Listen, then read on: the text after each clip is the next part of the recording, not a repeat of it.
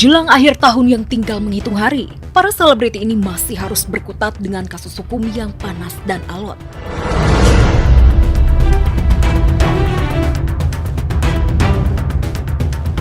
Baim dan Paula salah satunya. Bukannya liburan atau kumpul keluarga, pasutri ini malah harus perang panas di pengadilan Jakarta Selatan.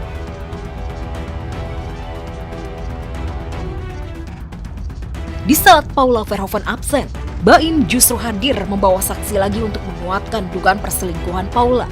Hari ini saya mengajukan satu ahli di bidang anak dan ada beberapa saksi fakta. Nanti tinggal hakimnya apakah semua akan diperiksa hari ini ataukah ahli dulu sama saksi dulu beberapa, itu nanti tergantung dari majelis hakim. Yang jelas saksi fakta ada, saksi ahli ada. Saksinya itu mengetahui beberapa peristiwa-peristiwa. Jadi tidak bisa kalau satu orang kita anggap dia itu tahu semua. Jadi tidak bisa. Jadi saksi ini mengetahui beberapa peristiwa. Ada peristiwa malam, ada peristiwa jam subuh, macam-macam lah. Ada. Nggak ada masalah itu, nggak ada masalah. Itu bagian dari proses untuk mengungkap sebuah kebenaran dalam sebuah perkara. Itu bagian dari proses hukum. Lantas bagaimana dengan hak asuh anak? Benarkah Baim dan Paula masih belum bisa berdamai dan masih sama-sama berlawanan dalam memperjuangkan hak asuh anak? Lihat saja di tengah proses sidang, Paula lebih memilih menjemput putranya dibanding datang ke pengadilan. Hak asuh itu sudah ada aturannya. Jadi salah satunya terkait dengan apa yang terbaik dari anak. Jadi jangan anak dianggap sebagai objek dalam sebuah proses hukum. Anak itu subjek.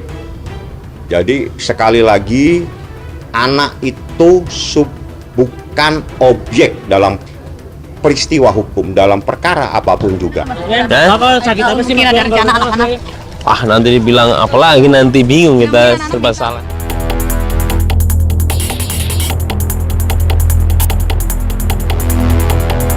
Sementara Baim dan Paula masih perang soal hak asuh anak, selebgram Cut Intan Nabila kini masih harus terus berjuang mencari keadilan untuk dirinya sendiri.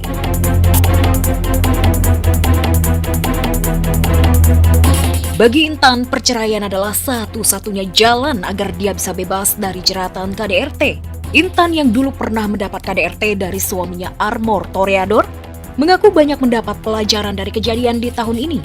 Kalau bercerai sih udah bulat tekadnya, cuman kalau memaafkan ya manusiawi memang harus dimaafkan karena kan dia adalah ayah dari anak-anak ya, jadi tapi tetap ingin bercerai.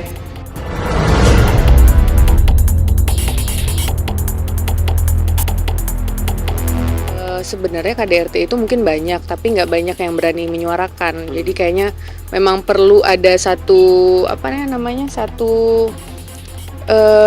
gebrakan jadi kayak jadi role model lah ya, istilahnya ini benchmark untuk semua perempuan di Indonesia ya, bahwa jangan takut untuk bersuara ya, jangan takut untuk memperjuangkan keadilan kalau dalam rumah tangganya sudah mengalami KDRT. Selain harus disuarakan, pelaku KDRT memang harus ditindak tegas dan dihukum seberat-beratnya. Lantas bagaimana dengan tuntutan hukum Armor? Benarkah Intan puas Armor dituntut 6 tahun? Doain aja ya, insya Allah mudah-mudahan banyak hal-hal baik datang di tahun depan. Insya Allah di Januari sudah putus, yang pidananya juga sudah putus, insya Allah juga perceraiannya sudah putus. Kita doakan semoga Intan ya, yang sudah babak belur di tahun 2024, 5 tahun ke belakang, insya Allah nanti tahun 2025 bisa menyambut kehidupan barunya dengan lebih baik.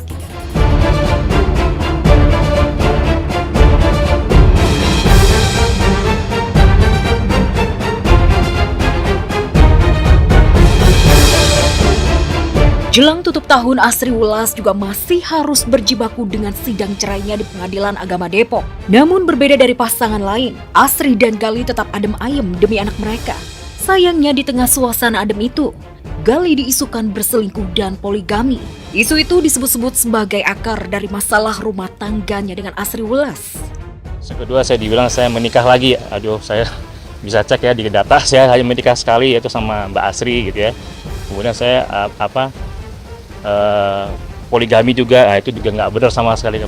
Boleh dicek kalau nggak percaya, saya coba menikah sekali itu dengan Mbak Asri. Jadi hal-hal yang menggiring ke arah sana itu bisa saya bilang itu tidak ada.